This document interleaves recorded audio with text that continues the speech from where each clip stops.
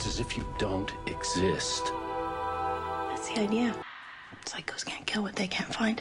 The Scream fandom seems to be conflicted on what is going on in this new film based on today's update. Conflicting reports are coming out regarding the brutality of the new film, and KEVIN Williamson has dropped some bombshells about choices being made behind the scenes of Part 7. So let's get into this pressure cooker of a Ghostface update.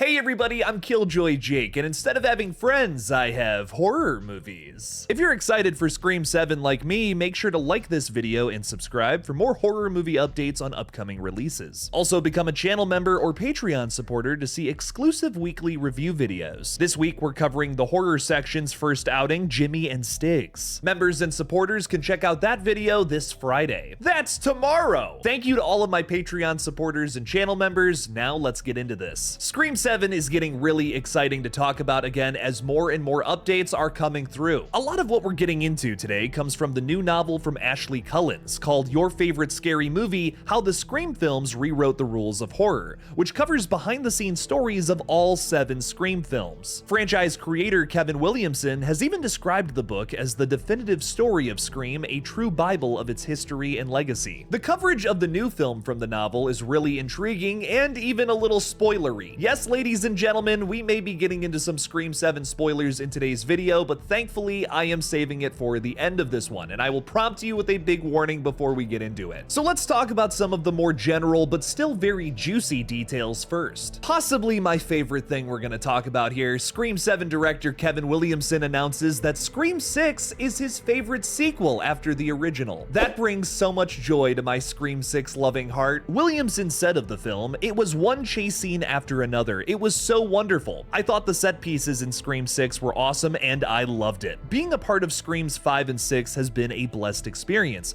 With 1 and 2 and 3, I never felt like it was a franchise. They made 4, but 4 didn't do so well. Now with 5 and 6, and knowing that there's going to be a 7, I truly feel like Scream is part of horror history. We of course respect everyone's opinions around here, but I just feel like Scream 6 gets a lot of flack, oftentimes called by Scream fans the worst film ever made. If Scream 6 is the worst film you've ever seen, I highly recommend putting on Day of the Dead 2 Contagium. I promise you it's worse. Scream 6, in my opinion, is one of the most important and intense sequels in the bunch that found a way to expand the lore of Ghostface. Ghostface isn't just somebody going after Sidney Prescott, it's anybody with a killer instinct and some sort of motive. I just want you to tell me why you think you're doing this. In your words. We're finishing Richie's film. I'm excited to see what KEVIN does to build off of those ideas, something he clearly digs about the film. I'm predicting that Scream 7 is going to feel a lot like Scream 6, but starring Sidney Prescott, still flourishing with new ideas, but carrying over the legacy cast.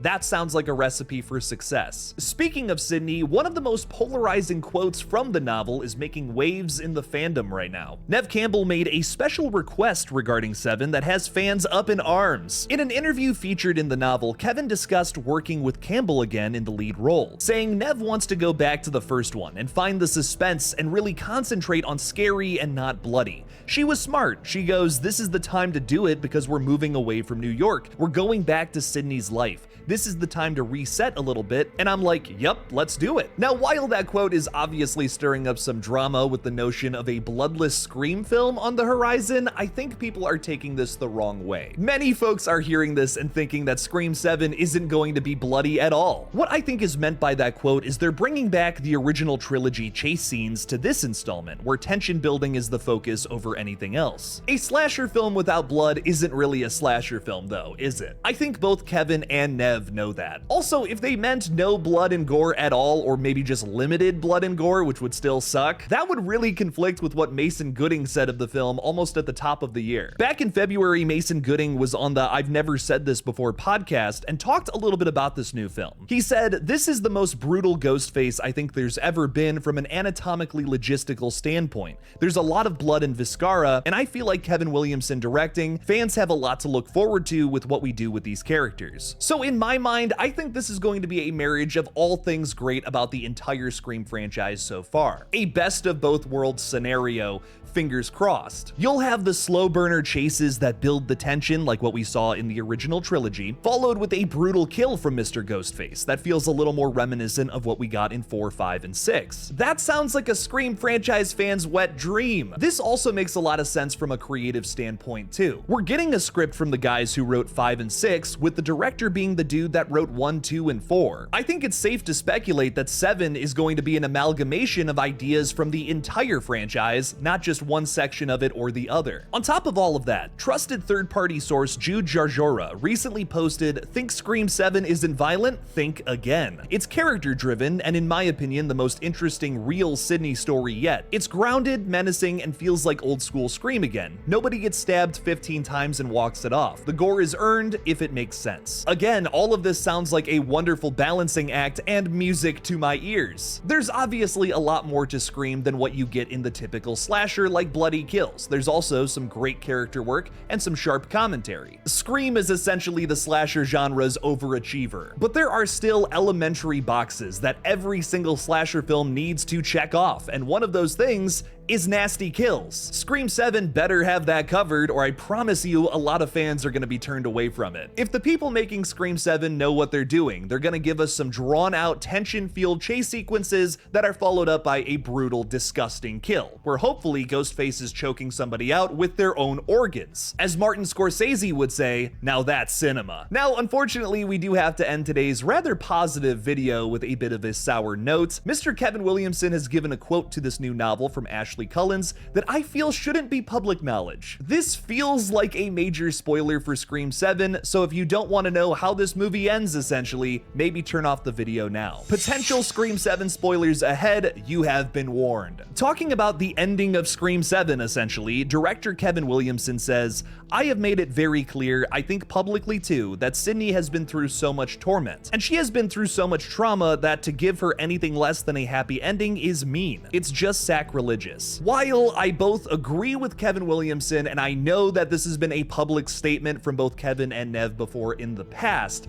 I just wish he wouldn't have doubled down on it here. This is a sentiment that I agree with, yes, but things that were said a long time ago and may have changed moving into Scream 7. I don't want to know Sidney's fate before I get into this new movie. That tells me how this whole film is going to wrap up. I mean, I think most fans could have guessed that this movie was going to end happily, but why would you come outright and say that? That to me just kills any tension involving the character of Sidney Prescott, who is the lead of this movie. This is textbook shooting yourself in the foot. Now every time I see Sidney getting attacked or chased in Scream 7, I'm just going to be thinking about this quote rather than being engulfed in tension. That's just no fun at all. Throughout the slow marketing process of Scream 7, there have been hints that Sidney could be in danger and may not live through this movie either. There have been many quotes I've talked about on this page where we've been talking about how the legacy characters aren't even safe this time around. Again, while this argument is something that's been teased to us in many other Scream films before in the past, I still feel it's very necessary. The silver lining to all of this, though, is maybe the tension building in Scream 7 is going to focus on the rest of Sidney's family instead. Hopefully, the tension here is focused more on the danger her kids are in rather than Sidney herself. That second choice husband of hers is likely to die in this movie, let's be honest, and we already know that Ghostface is going to be chasing around Isabel May at some point in the flick. Both of these characters could still totally die. That is absolutely not off the table. Maybe Sidney is playing this protector role throughout the film where yes, she's the lead, but the tension is focused more on the other characters. There is still the danger of losing loved ones, which means we can still build some tension and put our characters in dire situations. Regardless of that final update, I still am very excited for Scream 7. This is a movie that was always going to be a challenge to begin with, and I'm dying to see what they've cooked up here on February 27th of next year. 6 months to go, baby! Thank you all for watching, please subscribe, and as always, don't forget to kill it out there, y'all.